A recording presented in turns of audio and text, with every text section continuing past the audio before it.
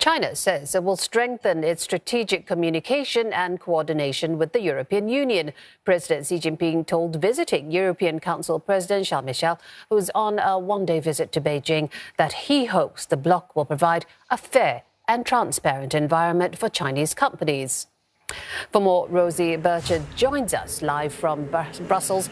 Rosie, Mr. Michel's visit comes after the European leaders expressed concern about the bloc's economic reliance on China. So how have they reacted to Beijing's trip?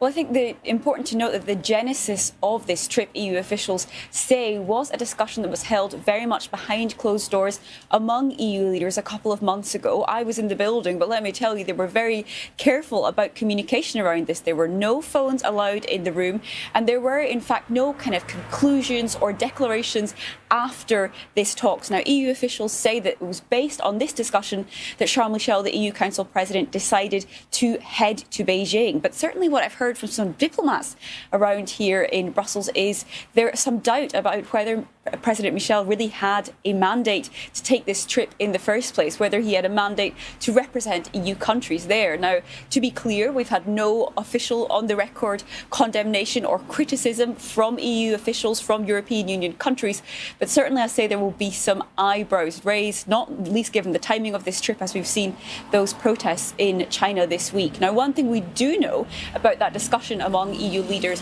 was that there was a big focus on the economy. So the EU and China are very large trading partners, around $2 billion worth of trade in goods every day going between these two sides. And many jobs in the European Union do rely on trade with China. But one thing EU countries are concerned about is they feel that this is an imbalanced relationship. They would like European companies to have more access to the market in China. And of course, you heard similar concerns expressed from China, although on a different front. A transparent environment for Chinese companies in Europe was requested. But I think above all here, there was the geopolitics surrounding this trip, not least Russia's invasion of Ukraine, which is top of mind for EU leaders. China says it wants peace between Russia and Ukraine, but it hasn't forcefully or even explicitly condemned Russia's invasion of Ukraine. That's something the EU would certainly like Beijing to do. And EU Council President Charles Michel has just spoken to press on this topic. Take a listen to what he had to say.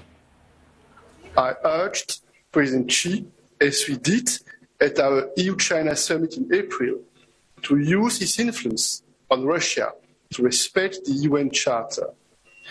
Kremlin's attack on a sovereign nation blatantly violates international law.